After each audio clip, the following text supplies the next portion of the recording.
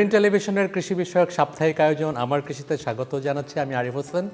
এ সপ্তাহের আয়োজনে থাকছে বাংলাদেশের কৃষি সংবাদ, কৃষিতে সাফল্য, কৃষি বিষয়ক প্রশ্নোত্তর, কৃষি জিজ্ঞাসা।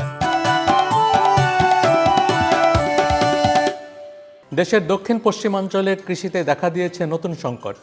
জ্বালানি ডিজেলের অভাবে ব্যাহত হচ্ছে বোরো ধানের আবাদ। বিশেষ করে সাতক্ষীরা জেলার সেচ সংকটে দুশ্চিন্তায় দিন কাটাচ্ছেন কৃষকরা। শস্য ভাণ্ডার বলে পরিচিত সাতক্ষীরা মাঠ জুড়ে চলছে বোরো আবাদ, কিন্তু সময় মতো সেচ দিতে না পারায় জমি শুকিয়ে যাচ্ছে। ডিজেলের অভাবে বন্ধ হয়ে পড়েছে অনেক সেচ পাম্প। স্থানীয় কৃষকরা বলছেন বোরো ধানের শেষ সময়ে এসে ডিজেলের অভাবে সেচ দিতে না পারায় চাষাবাদে সমস্যায় পড়েছেন তারা। পাম্পে গেলে 1 লিটার করে তেল দেওয়া হচ্ছে জানিয়ে কৃষকরা জানায় এতে ঠিকমতো সেচ দেওয়া যাচ্ছে না। বোরো ধান উৎপাদন ব্যাহত হতে পারে বলছেন কৃষকরা। যে তেলের অভাবে পানি দিতে পারছি না, পাম্পে গেলে 1 লিটার করে তেল দিচ্ছে। আমাদের তেলের খুব সমস্যা হচ্ছে, আপনারা যে কোনোভাবে আমাদের তেলের জন্য দাবি জানাচ্ছি, যারা আমাদের ঠিক মতো ধানে পানি দিতে পারছি না। চলতি বোরো মৌসুমে ধান উৎপাদন যাতে ব্যাহত না হয় সেজন্য কৃষিতে ডিজেল বরাদ্দ দেওয়ার দাবি কৃষকদের। ধানের এই লাস্ট সময় যদি আমরা ডিজেল না পাই, সেই ক্ষেত্রে আমাদের কাঙ্ক্ষিত ফসল ঘরে উঠবে না, আমরা অনেক ক্ষতিগ্রস্ত হব। মানে খুব দ্রুত আমাদের এই ব্যবস্থা করা হোক ডিজেলের। কৃষি কর্মকর্তা বলছেন পর্যাপ্ত বৃষ্টি না হলে এবং দ্রুত ডিজেল সরবরাহ না পেলে বোরো উৎপাদনে প্রভাব পড়তে পারে। কিছুটা একটু তো প্রভাব পড়বেই যদি একবারে বৃষ্টি না হয়। বৃষ্টি মাঝে মাঝে হলে আর তেমন সমস্যা হবে না। ডিজেল সংকটের কারণে সেচ কার্যক্রম ব্যাহত হওয়ায় দুশ্চিন্তায় পড়েছেন এই অঞ্চলের কৃষকরা। দ্রুত সংকট নিরসনের দাবি তাদের। জ্বালানি সংকটে টাঙ্গাইলে মারাত্মকভাবে ব্যাহত হচ্ছে কৃষিকাজ। ডিজেল তেলের অভাবে নিয়মিত সেচ দিতে না পারায় ব্যাহত হচ্ছে বোরো আবাদ। জেলার ফিলিং স্টেশনগুলোতে চলছে পেট্রোল ডিজেলের হাহাকার। ঘন্টার পর ঘন্টা অপেক্ষা করেও হতাশ হয়ে ফিরছেন বাইকার ও যানচালকরা। বোরো মৌসুমের এই সময়ে যখন জমিতে প্রচুর পানির প্রয়োজন, তখন মাঝে মধ্যে চলছে সেচ পাম্প। নিয়মিত সেচ না পেলে আবাদে ব্যাপক ক্ষতির সংখ্যা কৃষকদের। ধান নষ্ট হয়ে যাবে নিচে, আমরা 2 লিটার তেল দেখি করুম, ওই 2 লিটার চালাই আবার বন্ধ করে দিতাম নাকি আমাকে। 2 লিটার তেল দেওয়াতে আমার স্ক্রিনের লাইন ঘুরে না, আমার স্ক্রিন চালানো মুশকিল হয়ে গেছে। সংকট কেবল ডিজেলেই নয়, জেলার বিভিন্ন ফিলিং স্টেশনগুলোতে চলছে পেট্রোল এবং অকটেনের হাহাকার। অধিকাংশ পাম্পে ঝুলছে তেল নেই লেখা সাইনবোর্ড। যেখানে পাওয়া যাচ্ছে সেখানেও বেঁধে দেওয়া হয়েছে নির্দিষ্ট সীমা। ফলে ঘন্টার পর ঘন্টা অপেক্ষা করে সামান্য তেল নিয়ে হতাশ হয়ে ফিরছেন মোটরসাইকেল ও ব্যক্তিগত গাড়ির চালকরা। 30 থেকে 50 মিনিট দাঁড়িয়ে 100 টাকার তেল পাইলাম, কিন্তু আসলে 200 টাকার তেল চাইলাম, তাও দিল না। কালকে অফিস করছি আমি অটোতে, আজকে এখন 100 টাকা পাইলাম, যতটুকু সম্ভব চালাবো, তাছাড়া তো কিছু করার নাই। ডিপো থেকে চাহিদার তুলনায় সরবরাহ অনেক কম, ফলে সাধারণ মানুষের তেল দিতে হিমশিম খেতে হচ্ছে তাদের। মানুষের সাথে কথা, তর্ক বিতর্ক, ঝগড়া ফ্যাসাদ বিভিন্ন বিষয় নিয়ে করতে হচ্ছে, মানে কন্ট্রোল করতে হতে। প্রশাসনের সহযোগিতা, আপনার সবার সহযোগিতা, সাংবাদিক ভাইদের সহযোগিতা নিয়ে আমরা চলতেছি, নাহলে কন্ট্রোল করতে পারি না মানুষকে। তবু যার ধৈর্য ধরে বায়ুসেনা করে বুঝে আসে যতটুকু করার চেষ্টা করতেছি। পাম্প কর্তৃপক্ষ বলছে, জ্বালানি তেলের এই অস্থিরতা দ্রুত নিরসন করা না হলে কৃষিতে অপূরণীয় ক্ষতির পাশাপাশি থমকে যেতে পারে জেলার যোগাযোগ ব্যবস্থা, এমনটাই শঙ্কা সংশ্লিষ্টদের। টানা শিলাবৃষ্টিতে কিশোরগঞ্জে প্রায় 3864 হেক্টর বোরো ধান ক্ষতিগ্রস্ত হয়েছে। এর মধ্যে হাওড়া অঞ্চলের ইটনা ও মিঠামইন উপজেলায় ক্ষতির পরিমাণ সবচেয়ে বেশি। একমাত্র ফসলের এমন বিপর্যয়ে দুশ্চিন্তায় পড়েছেন চাষিরা। কৃষি বিভাগ বলছে, ক্ষয়ক্ষতির তালিকা তৈরি করে ঊর্ধ্বতন কর্তৃপক্ষের কাছে পাঠানো হয়েছে। কয়েকদিনের টানা বৃষ্টি ও শিলাবৃষ্টিতে কিশোরগঞ্জে ফসলের ব্যাপক ক্ষতি হয়েছে। সবচেয়ে বেশি ক্ষতির মুখে পড়েছে হাওড়া অঞ্চলের একমাত্র আবাদ বোরো ধান। মিঠামইন উপজেলার ঢাকি ইউনিয়নের নতুন বড়কান্দা গ্রামে শিলাবৃষ্টিতে অনেক জমিতে শীষ বের হওয়ার আগেই ধান গাছ ভেঙে পড়েছে, কোথাও আবার ঝরে পড়েছে ধানের শীষ। সাধের ফসল নিয়ে সোনালী স্বপ্ন পূরণের আগ মুহূর্তে এমন বিপর্যয়ে দিশেহারা হয়ে পড়েছেন কৃষকরা। শিলাবৃষ্টি তো আমরা একদম জমি জামা নষ্ট করে ফেলেছি। আমরা ধান পামু এই 100%-এর মধ্যে আমরা 50% ধান পামো। ওনা না খাই মরুন লাগবো। বর্তমানে আমরা এই জমি আমরা জীবন আছি অনেকবার তো আমরা শেষ। কৃষক যারা আছে সব আপনার কান্দাকাটি করতেছে, এটা সরকারের পক্ষ থেকে আমরা চাই মানে ক্ষতিপূরণ চাই। কৃষি বিভাগ জানিয়েছে প্রাথমিকভাবে ক্ষয়ক্ষতির তালিকা তৈরি করে ঊর্ধ্বতন কর্তৃপক্ষের কাছে পাঠানো হয়েছে। যে সকল এলাকাগুলিতে তীব্রতা বেশি ছিল এবং বেশি সময় নিয়ে শিল পড়েছে সেখানে ক্ষতির মাত্রা তার উপরই নির্ভর করবে। আসলে আমাদের 1,68,000-এরও বেশি হেক্টর জমিতে বোরো আবাদের লক্ষ্যমাত্রা ছিল। ফসলের অবস্থা অত্যন্ত চমৎকার, সেটা আপনারা মাঠঘাট করে দেখেছেন। আশা করছি যদি আর কোনো প্রাকৃতিক দুর্যোগ আমাদেরকে ক্ষতি না করে তাহলে লক্ষ্যমাত্রা ছাড়িয়ে যাবে। চলতি মৌসুমে কিশোরগঞ্জে 1,68,115 হেক্টর জমিতে বোরো ধানের আবাদ হয়েছে। এর মধ্যে হাওড় অঞ্চলে রয়েছে 1,04,430 হেক্টর জমি। রাজশাহীতে এবার পেঁয়াজের বাম্পার ফলন হলেও বাজারে সঠিক দাম না পাওয়ায় চরম লোকসান গুনতে হচ্ছে পেঁয়াজ চাষিদের। পেঁয়াজ বিক্রি করে লাভ তো দূরের কথা, খরচের টাকা ওঠাতেই হিমশিম খাচ্ছেন তারা। কৃষকদের এই সংকট মোকাবেলায় পাশে থাকার আশ্বাস কৃষি বিভাগের। চলতি মৌসুমে রাজশাহীতে পেঁয়াজের বাম্পার ফলন হয়েছে, তবে বাজারে ন্যায্য মূল্য না পাওয়ায় লোকসানের মুখে পড়েছেন কৃষকরা। অতিরিক্ত সরবরাহ, বিদেশি পেঁয়াজের প্রভাব এবং সংরক্ষণ সুবিধার অভাবে কৃষকরা এই পরিস্থিতির সম্মুখীন হচ্ছেন। উৎপাদন খরচ অনুযায়ী বর্তমান বাজার দর অনেক কম হয় বিঘা প্রতি 10 থেকে 15,000 টাকা পর্যন্ত লোকসান গুনতে হচ্ছে চাষিদের। পেঁয়াজের যে উৎপাদনের খরচ আমাদের তাও 1200 টাকা মনে পড়ে গেছে অলরেডি। পেঁয়াজের ফলন মোটামুটি এবার ভালো আশা করা যায়। তো পেঁয়াজের দাম হিসেবে এবার পেঁয়াজ করে করতে হবে না, অনেক লোকসান হয়ে যেতে হবে। অনেক ফলন হয়েছে, এই দেশের পেঁয়াজে গোটা বছর আমারে চলবে, বাইরের পেঁয়াজের আমাদের দরকার নাই। বর্তমান বাজারে প্রতিমন পেঁয়াজ বিক্রি হচ্ছে 700 থেকে 900 টাকা মন, যা উৎপাদন খরচের তুলনায় অনেক কম। কৃষকরা বলছেন বাজারে কীটনাশক ও সারের অতিরিক্ত দাম, একই সাথে বীজ ও শ্রমিকের উচ্চ মূল্যের কারণে উৎপাদন খরচ বেড়েছে দ্বিগুণ। পেঁয়াজের সঠিক দাম পেতে সরকারের কাছে সহযোগিতা চান কৃষকরা। দাম ভালো পাচ্ছি না, সরকারের কাছে আমরা আবেদন করতে যে আরো এই পেঁয়াজের দামটা আরো বৃদ্ধি করে দেয়। আমাদের পেঁয়াজের সার ওষুধ যে দাম যে হারে বৃদ্ধি পেয়েছে, আমাদের পেঁয়াজ ভিয়েই পড়ছে মন প্রতি 1,000-1,500 করে, আর আমরা সেই পেঁয়াজটা বিক্রি করছি 800 টাকা করে। অধিকাংশ এলাকায় হিমাগার বা সংরক্ষণের সঠিক ব্যবস্থা না থাকায় বাধ্য হয়ে কম দামে পেঁয়াজ বিক্রি করছেন কৃষকরা। তবে এবার কৃষকদের পেঁয়াজ সংরক্ষণের জন্য প্রয়োজনীয় ব্যবস্থা নেওয়ার আশ্বাস কৃষি বিভাগের। কৃষকরা যাতে চারা পেঁয়াজটা সংরক্ষণ করতে পারে সারা বছরব্যাপী, এ কারণে কিন্তু সরকার থেকে তাদেরকে এয়ারফ্লো মেশিন প্রণোদনার মাধ্যমে কিন্তু সরবরাহ করা হয়েছে। এই অর্থ বছরেও প্রায় 500টি এয়ারফ্লো মেশিন প্রণোদনার মাধ্যমে কৃষকদেরকে দেয়া হবে। জেলায় 21,050 হেক্টর জমিতে চাষ হয়েছে পেঁয়াজের, যার লক্ষ্যমাত্রা ধরা হয়েছে 4,17,018 মেট্রিক টন। দর্শক, আমার কৃষিতে নিচ্ছি একটা বিরতি, ফিরে এসে জানাবো মেহেরপুরে তেলের সংকট ও বাড়তি খরচে বিপাকে কৃষকরা।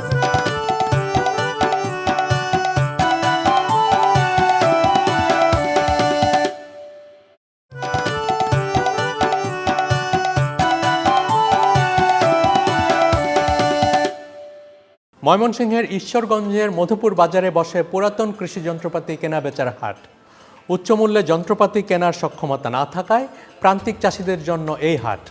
এতে কৃষিতে লেগেছে আধুনিক যন্ত্রপাতির ছোঁয়া, কমেছে ফসল উৎপাদনের খরচ। তবে এসব যন্ত্রপাতি ব্যবহারে কৃষকদের দক্ষ হওয়ার পরামর্শ কৃষি বিভাগের। খোলা আকাশের নিচে শত শত কৃষি যন্ত্রপাতি। প্রথম দেখাতে মনে হবে সব যন্ত্রপাতি একত্রে রাখা হয়েছে, নয়তো করা হয়েছে জব্দ। তবে এর কোনোটাই নয়। এটি ময়মনসিংহের ঈশ্বরগঞ্জের মগটুলা ইউনিয়নের মধুপুর বাজারের পুরাতন কৃষি যন্ত্রপাতি বিক্রির হাট। এ হাটে কম টাকায় পাওয়া যায় ট্রাক্টর, পাওয়ার টিলার, থ্রেসার মেশিন সহ নানা কৃষি যন্ত্রপাতি। তাই দূর দূরান্ত থেকে কৃষকরা এসব যন্ত্রপাতি কিনতে আসেন। বেচাটি আটা নিয়ে আর কার বন্ধু কাজে লাগে, পরে সিজন লাগলে পরে এই দাম কম দামে কিনে নিলে পরে কাজে লাগে। আমরা এই জিনিসগুলি এই কম দামে পাইতেছি, ব্যবহার করতেছি। নতুন জিনিস কিনলে টাকা বেশি লাগে অনেক, তাই পুরান জিনিস কিনলে জিনিসও ভালো হওয়া যায়, টাকাও কম লাগে। 30,000 টাকা থেকে শুরু করে 1.5 লাখ টাকা পর্যন্ত কৃষি যন্ত্রপাতি এই হাটে বেচা বিক্রি হয়ে থাকে বলে জানান বিক্রেতারা। আশেপাশে এই জায়গা থেকে সব জায়গায় সেলস হয়, এই জায়গা থেকে বিভিন্ন লোকজন আসে আইসা এটা নিয়ে কিনে তারপর নিয়ে যায়। পাওয়ার টিলার আপনার 1,40,000 থেকে ধরে ওখানে শুধু 40,000 টাকা পর্যন্ত আছে।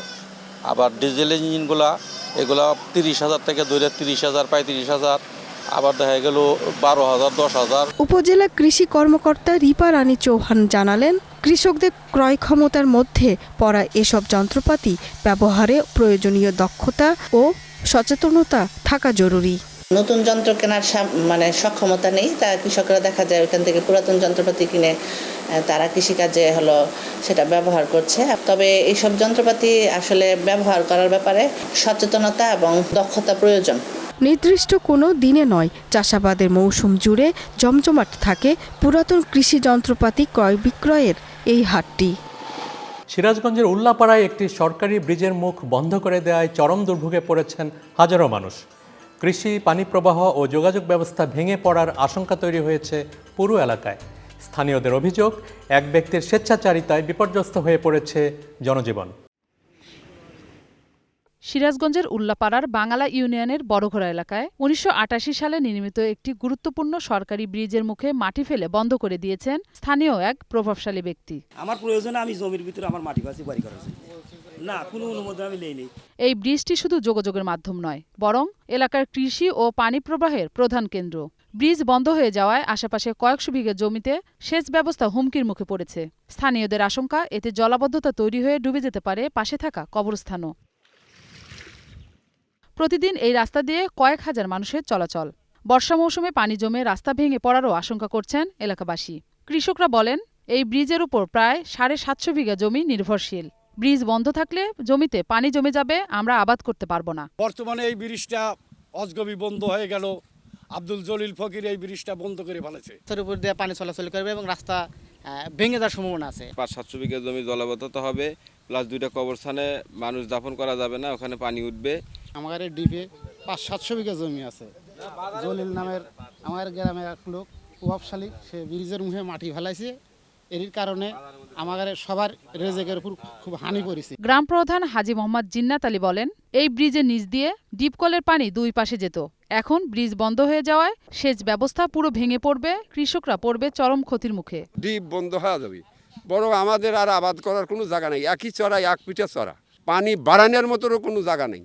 অভিযোগ রয়েছে, প্রতিবাদ করতে গেলে হুমকির মুখে পড়ছেন স্থানীয়রা। উপজেলা প্রশাসন জানিয়েছে বিষয়টি তাদের নজরে এসেছে, দ্রুত ব্যবস্থা নেওয়া হবে। বাঙ্গালা ইউনিয়নের ঘোনার গ্রামের যে অভিযোগটা আমরা পেয়েছি, তো এটাতে আমরা দ্রুত ব্যবস্থা নিব।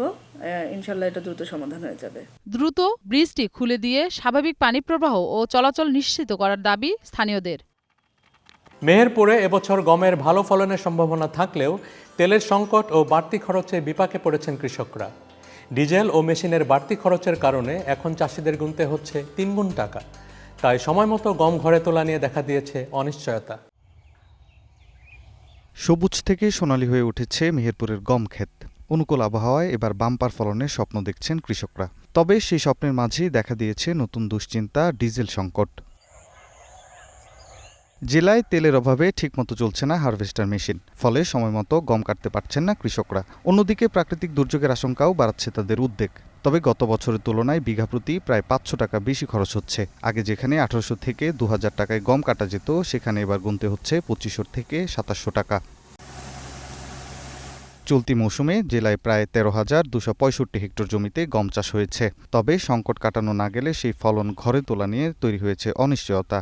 কয়েকদিন আগে যে বৃষ্টি হয়েছে, এটাই তো আমাদের ক্ষতি গমের হয়েছেই। যেটুকু গম আছে আমরা কাটার জন্য মেশিন পাচ্ছি না। গতবার গম কাটিছে আপনার 1800-2000 করে, তার উপরে গম কাটেনি, কিন্তু এই বীর 2400-2500 করে গম কাটা হয়েছে। এই সংকটের কারণে হারভেস্টার তো সময় মতো আমাদের আজকে যেখানে কাটতে হবে সেখানে সেভাবে হচ্ছে না, 2-1 দিন দেরি হয়ে যাচ্ছে।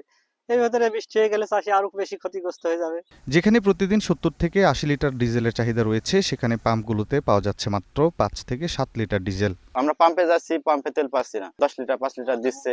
আমার এই গাড়িতে সারাদিনে মনে করেন 80 লিটার তেলের প্রয়োজন, সেই জায়গায় যদি 10 লিটার তেল দেয় তাহলে গাড়িটা কিভাবে চলে? কৃষি বিভাগ বলছে, উপযুক্ত সময়ে গম কাটতে না পারলে আবহাওয়া প্রতিকূল হয়ে গেলে গমের ক্ষতি হতে পারে। তাই পর্যাপ্ত ডিজেল সরবরাহ নিশ্চিত করা জরুরি। অল্প দিনের মধ্যে তারা যদি গম কর্তন করতে না পারে, আবহাওয়া প্রতিকূল অবস্থায় গেলে আমাদের গমের ক্ষতি হতে পারে। আমরা কম্বাইন্ড হারভেস্টার মেশিনে তেল প্রাপ্তির জন্য কম্বাইন্ড হারভেস্টার মালিক অথবা অপারেটরদের পরিচিতি নিশ্চিত করে আমরা প্রত্যয়নপত্র দিচ্ছি অফিস থেকে। এরপরেও যদি কোনো সমস্যা হয়, আমরা উপজেলা এবং জেলা প্রশাসনের সাথে সমন্বয় করে বাকি ব্যবস্থা নিচ্ছি। ডিজেল সংকট নিরসনে দ্রুত কার্যকর ব্যবস্থা নেয়ার দাবি কৃষক ও সংশ্লিষ্টদের। সাতক্ষীরার দিগন্ত জোড়া আম বাগানগুলোতে এখন হলদে মুকুলের সমারোহ। চারদিকে মৌ মৌ গন্ধে মুখর প্রকৃতি। অনুকূল আবহাওয়া আর সঠিক পরিচর্যায় এবার জেলায় রেকর্ড পরিমাণ আম উৎপাদনের আশা করা হচ্ছে। কৃষি বিভাগ বলছে, আবহাওয়া এমন থাকলে আমের বেচাকেনা 600 কোটি টাকা ছাড়িয়ে যেতে পারে।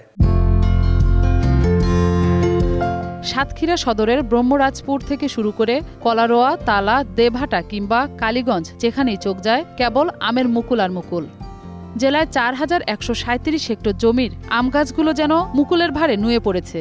মিষ্টি রোদে রূপালী আম, হিমসাগর আর ল্যাংড়ার মুকুলগুলো দোল খাচ্ছে আগামীর স্বপ্ন হয়ে।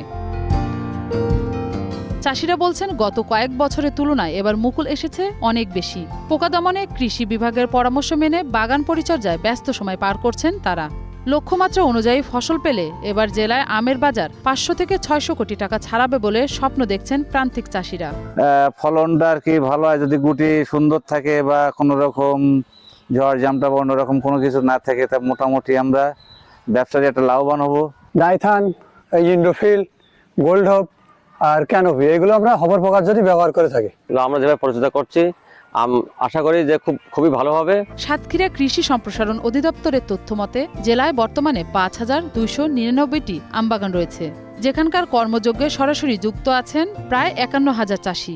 এর মধ্যে 351 জন নিবন্ধিত চাষিকে রপ্তানিযোগ্য আম উৎপাদনের জন্য বিশেষ প্রশিক্ষণ দেওয়া হয়েছে। গত মৌসুমে 70,880 টন উৎপাদন হলেও এবার তা ছাড়িয়ে যাওয়ার জোরালো সম্ভাবনা রয়েছে। এবার আমের অত্যন্ত ভালো ফলন হবে, ঘন কুয়াশা হয়নি এবং প্রত্যেকটা আম গাছে মুকুলে ভরপুর। আশা করছি লক্ষ্যমাত্রার চাইতে বেশি উৎপাদন হবে। এদিকে নিরাপদ ও বিষমুক্ত আম বিশ্ববাজারে নিশ্চিত করতে কঠোর অবস্থানের কথা জানিয়েছেন জেলা প্রশাসন। কোনোভাবেই যাতে পরিপক্ক বা কেমিক্যালযুক্ত আম বাজারে না আসে, সেদিকে রাখা হচ্ছে তীক্ষ্ণ নজর। গ্রিন টেলিভিশনের সাপ্তাহিক অনুষ্ঠান আমার কৃষিতে আজ এ পর্যন্তই। আগামী সপ্তাহে ফিরে আসব কৃষির আরও খবর নিয়ে। আর সে পর্যন্ত গ্রিন টিভি নিউজ ও অন্যান্য আয়োজন দেখতে চোখ রাখুন আমাদের ওয়েবসাইট, ইউটিউব ও ফেসবুকে।